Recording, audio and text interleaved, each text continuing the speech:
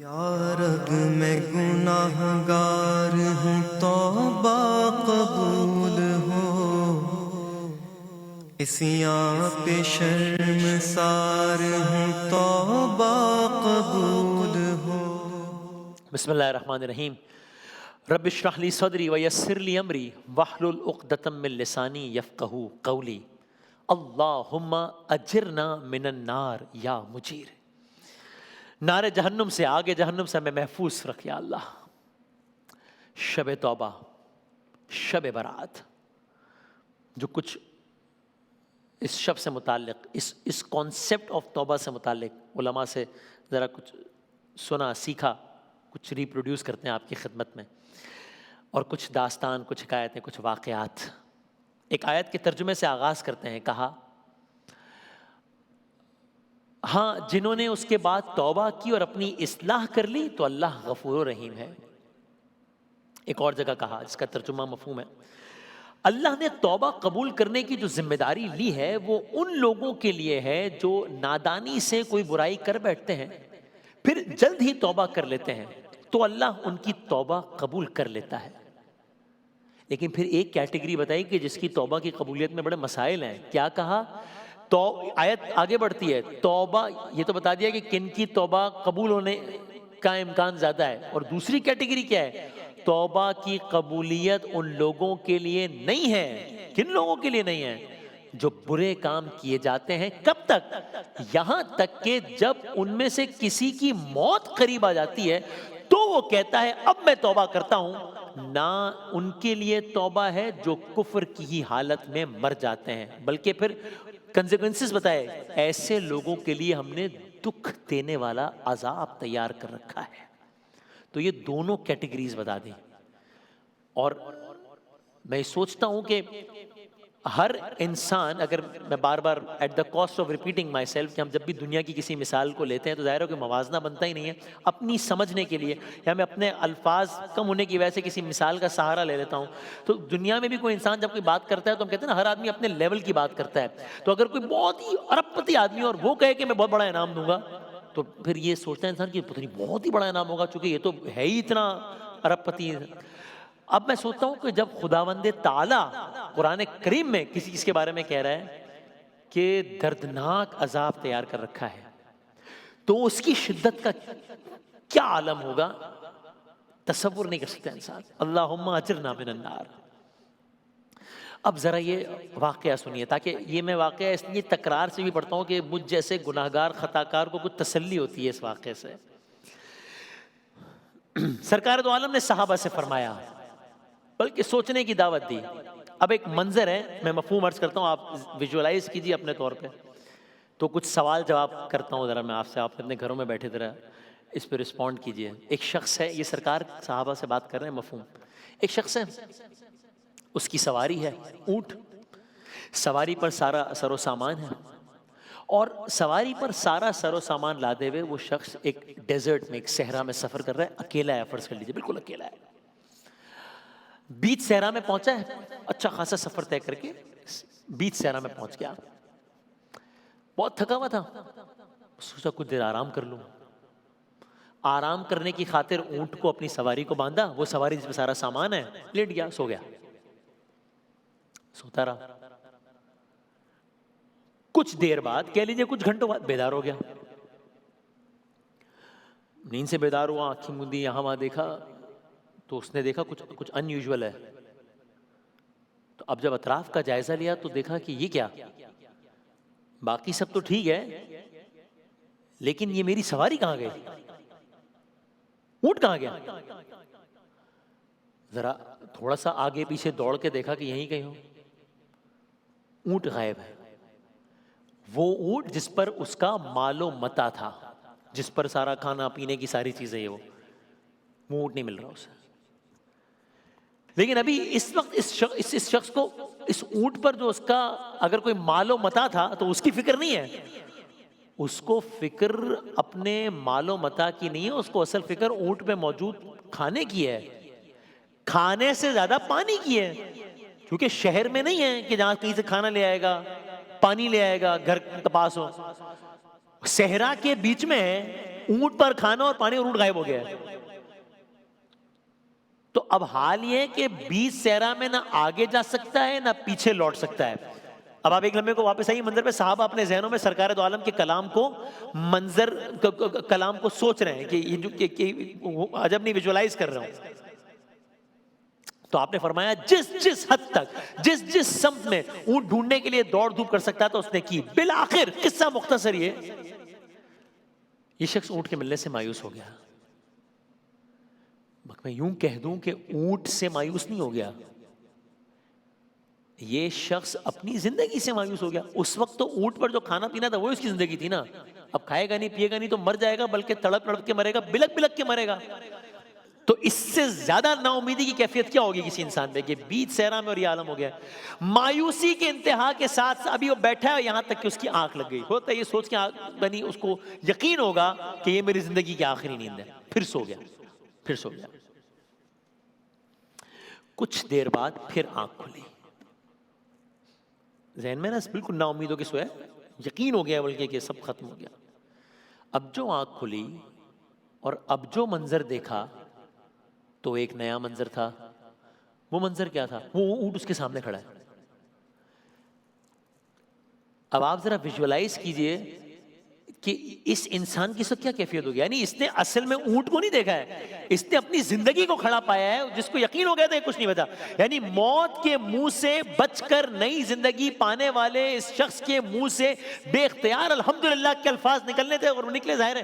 اب سرکار دو عالم نے خلاصہ کلام صحابہ کرام کو متوجہ کیا, سب اس منظر سے واپس آئے. اب سرکار دو عالم نے صحابہ سے ایک سوال کیا, کہا بتاؤ اس شخص کی جس کو ابھی اونٹ نظر آ گیا ہے اس کی خوشی کا لیول کیا ہوگا, اس کی خوشی کے الفاظ میرے, اس کی خوشی کی انتہا کیا ہوگی.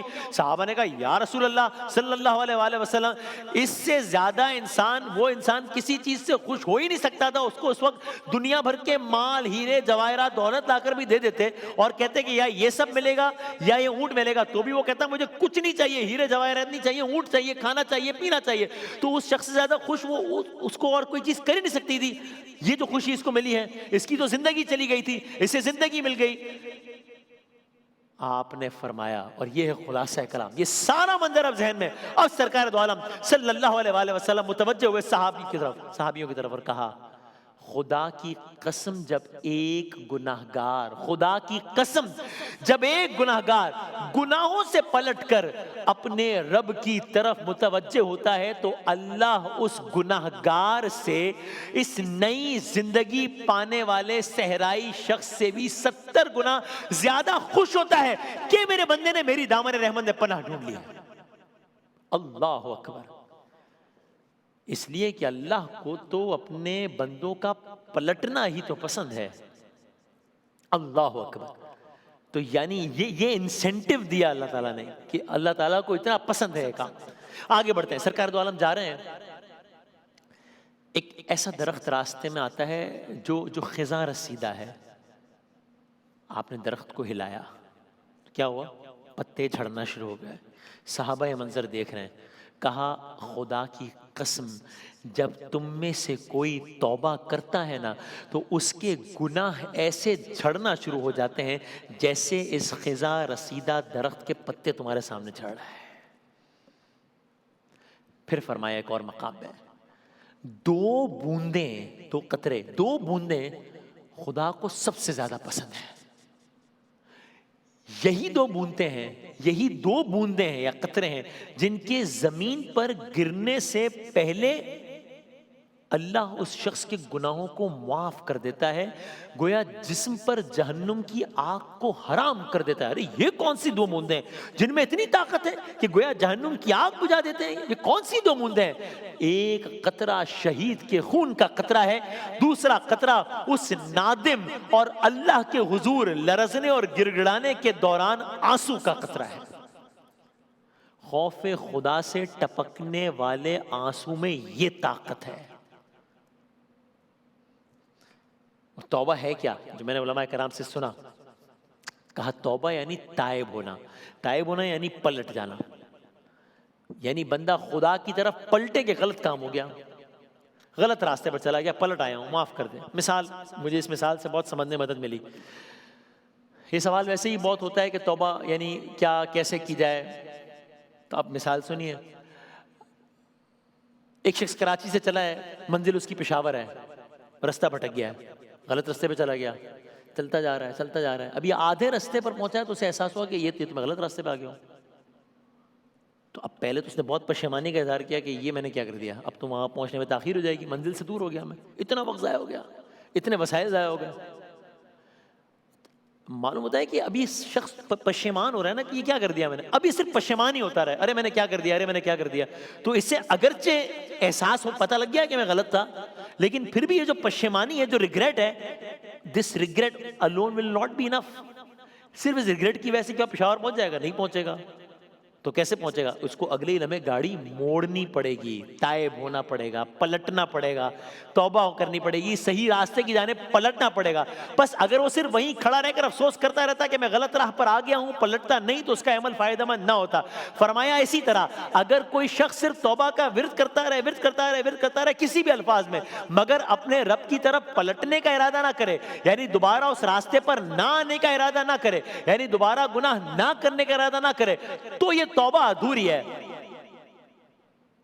پوری اس وقت ہے کہ جب یہ عہد بھی کیا جائے کہ ہاں اب میں اس راستے کو چھوڑ کے اس راستے پر جا رہا ہوں، تو ہے یہ پیکج پورا. میں اپنے لیے دعا کرتا ہوں اللہ تعالیٰ آج کی شب میں صحیح توبہ کرنے کی توفیق عطا فرمائے، کہ اس میں وہ طاقت ہے کہ بڑی بڑی چٹانوں کو وہ اپنی جگہ سے ہلا دیتی ہے. اگر آپ کو یہ لگتا ہے کہ this is too good to be true, کہ یا مبالغہ لگتا ہے اس میں، تو ایک روایت سنی ہے کہ کس طرح توبہ نے یا دعاؤں نے چٹان کو یا ایک بھاری پتھر کو اپنے مقام سے ہٹا دیا. واقعہ سنیے. 3 دوست ہیں، سفر پہ جا رہے ہیں، رات میں ادھر تیزی سے آگے بڑھتا ہوں، رات ہو گئی ہے، غار میں پناہ لے لی ہے. کچھ ایسا معاملہ ہوا، مفہوم عرض کر رہا ہوں، کہ ایک بڑی چٹان، یا یوں سمجھ لیجئے کہ بہت بڑا پتھر، یہ سب چٹان، یہ سب غار کے اندر ہے، اور ایک بہت بڑا پتھر غار کے منہ پر آ گیا ہے. جنگل، بیابان، نہ آدم نہ آدمزاد. یہ 3 نوجوان ہیں، یعنی اب سوچئے نا کہ ایک جگہ پر قید ہیں اور اوپر ایک بڑا پتھر آ گیا، باہر نکلنے کی کوئی صورت ہی نہیں ہے. اپنے طور پہ ساری ایفرٹ کر لی، زور لگا لیا، کوشش کر لی، چٹان یا پتھر ٹس سے مس نہیں ہوا. اب یہ مایوس ہونا شروع ہو گئے، امید کی کرن ماند ہو گئی، مایوسی کے سائے گہرے ہو گئے. ہر طرف سے جب مایوسی ہو گئی، اب یہ آ کر بیٹھ گئے غار کے بیچ میں، کہ وہ جان چکے تھے کہ یعنی اب ان کو لگ رہا تھا کہ اب یہ غار نہیں ہے، اب یہ ہماری اجتماعی قبر ہے، اب یہ پتھر نہیں ہٹ رہا، اب کیا کریں، دم گھٹ جائے گا، مر جائیں گے کچھ دیر بعد. یعنی ایک تو ایک جنگل ہے، کسی کو پتہ ہی نہیں لگے گا ہم یہاں پر ہے، کوئی آ بھی گیا، کسی کو پتہ کوئی یہاں سے گزر بھی گیا، اسے پتہ کیسے لگے گا کہ اس بڑے پتھر کے اندر ایک غار ہے اور غار کے اندر 3 لوگ ہیں. اب انہوں نے ایک کام کیا، ان میں سے ایک سمجھدار نے کہا تم اسباب تو کر چکے، جو کچھ ہم کر سکتے تھے پریکٹیکلی کر لیا، لیکن اس کی ذات سے مایوس ہونا تو کفر ہے. ایک کام کرتے ہیں، یہاں کیا کام کریں، اللہ سے دعا کرتے ہیں. دوسرے نے کہا میں نے یہ بھی سنا ہے کہ، اور یہ میں نے علماء کرام سے سنا، کہ اگر اپنے کسی نیک کام کے وسیلے سے دعا کی جائے، کہ فرمایا یہ بھی ایک طریقہ ہے کہ اگر کچھ اچھی ڈیڈز کی ہیں، گڈ ڈیڈز، اچھے عمل کیے، ان کے وسیلے سے اللہ تعالیٰ سے دعا کی جائے. کہ جیسے یعنی مجھے اگین سمجھانے کے لیے علماء نے یوں سمجھایا کہ جیسے کوئی بچہ نہیں ہوتا، وہ پیرنٹس کو کہہ رہا ہوتا ہے کہ دیکھیں میں نے اتنی ایفرٹ کی ہے، میں دیکھیں یہ میں امتحان میں اچھا رزلٹ لایا ہوں تو آئی ڈیزرو دس، میرے لیے پھر آپ یہ کریں نا، اس انداز سے کہہ لیجیے. تو اپنے کسی نیک کام کے وسیلے سے دعا کی جائے تو اللہ تعالیٰ دعا قبول کرتا ہے. بس اپنے گناہوں سے توبہ کے ساتھ ساتھ اب انہوں نے کام کیا، اپنے نیک کاموں کو یاد کرنا شروع کیا. یاد نہیں کیا بلکہ ایک دوسرے کے سامنے نریٹ کرنا شروع کیا کہ شاید اس سے کچھ نجات کا ذریعہ ہو. اب کیا ہوا، ایک کہنے لگا، ابھی اپنے واقعات سنا رہے ہیں، اپنے طور پر اپنے نیک کام بتا رہے ہیں. پہلا شخص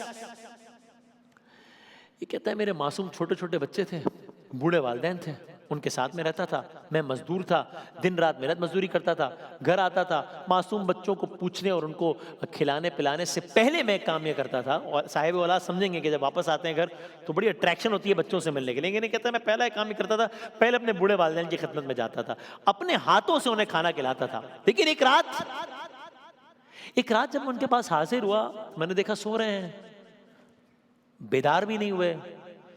میری بھی ہمت نہ ہوئی کہ میں انہیں نیند سے جگاتا. تو میں نے کیا کیا, میں وہ جو کھانے کی غرض سے جو چیز لے کر گیا تو ان کے پاس, میں نے ان کو بیدار نہیں کیا, میں وہی پیالہ لیے ساری رات ان کے سرہانے کھڑا رہا.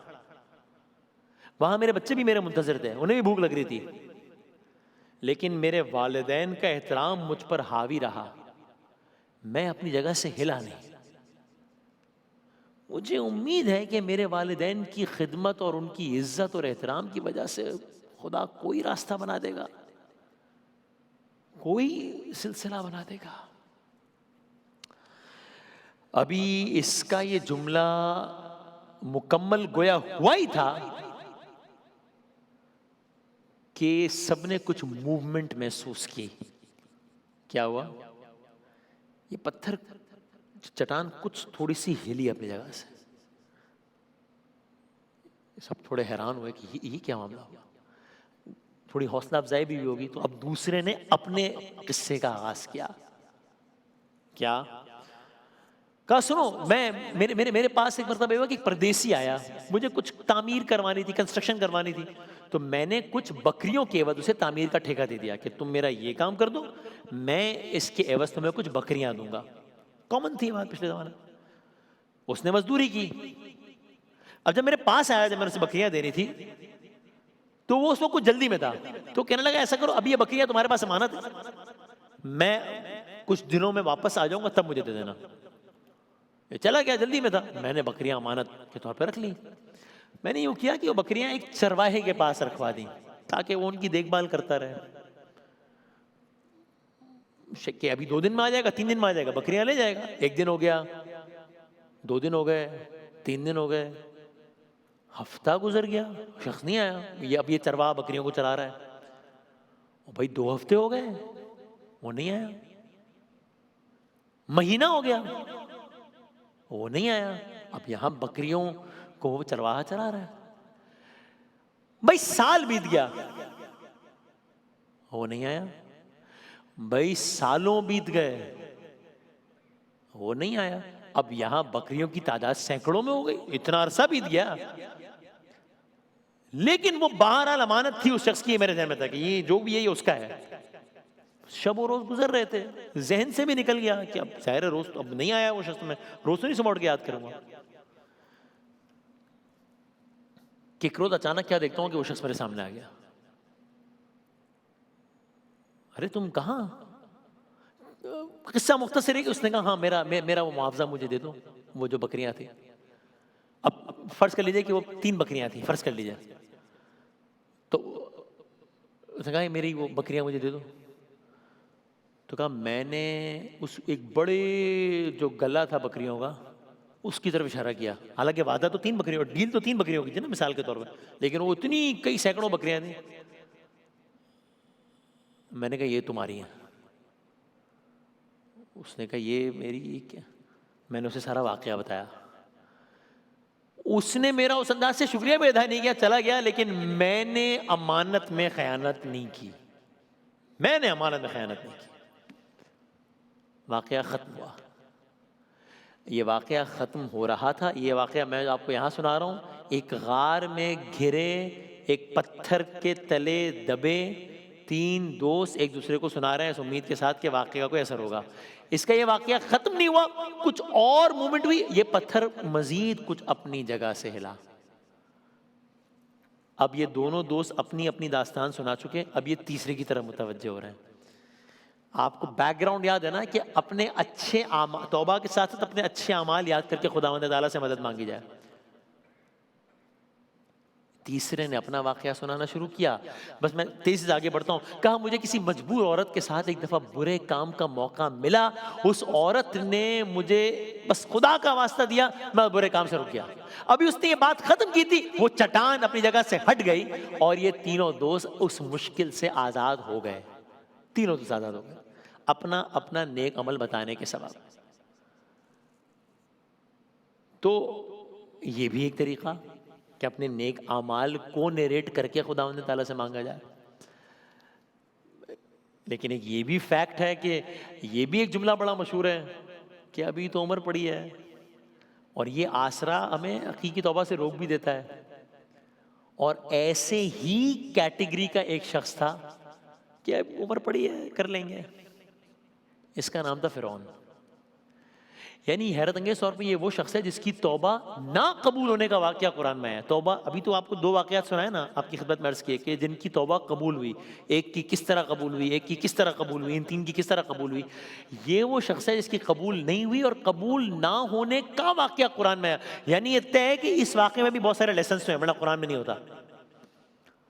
حالانکہ توبہ ریجیکٹ ہوئی ہے اس کی، اس میں بھی کوئی لیسن ہے۔ وہ واقعہ کیا ہے اور لیسن کیا ہے، دیکھتے ہیں۔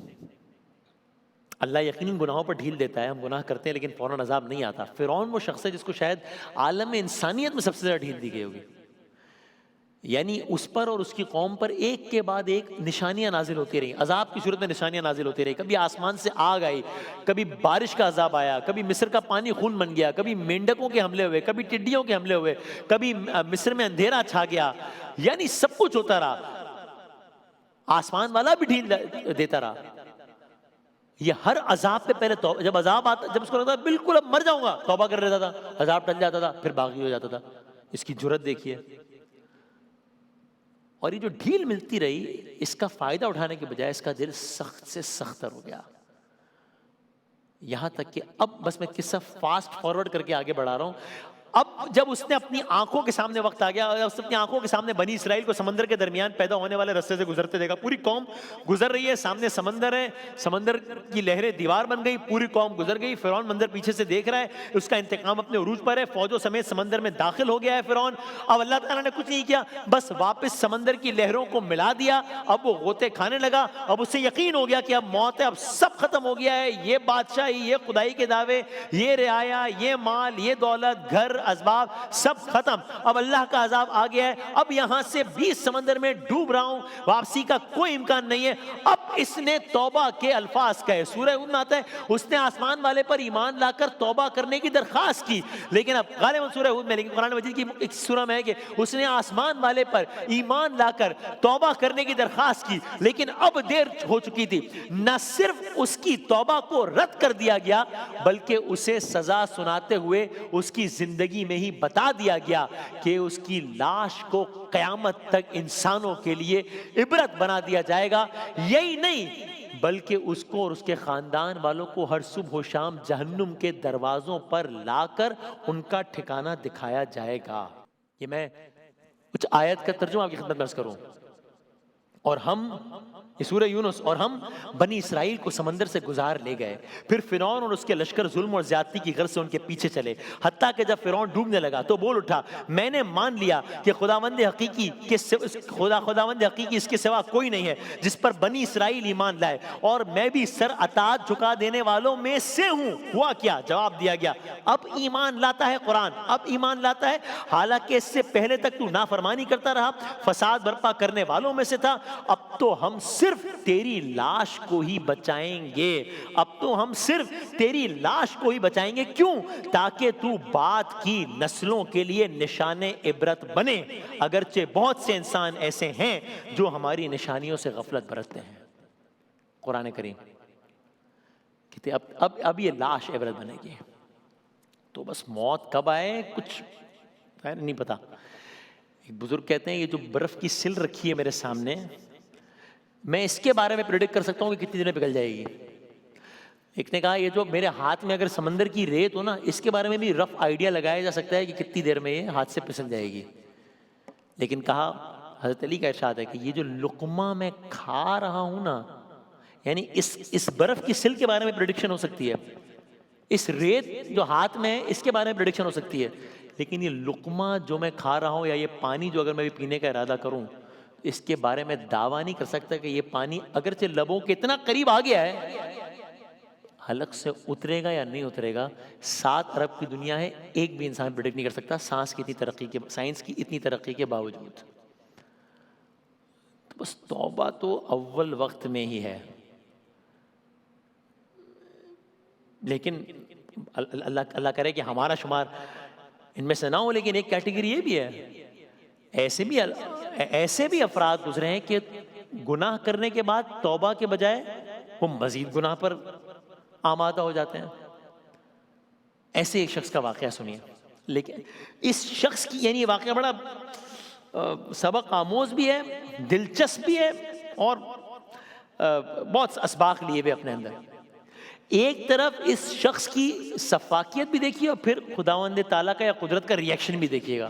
اس سے زیادہ میں بھی نہیں ڈسکلوز کرتا تھا کہ یہ باقی رہے کہ ہوا کیا چھوٹے سے وقفے کے بعد. میں گناہ گار ہوں توبہ قبول ہو، اسیاں پہ شرمسار ہوں توبہ قبول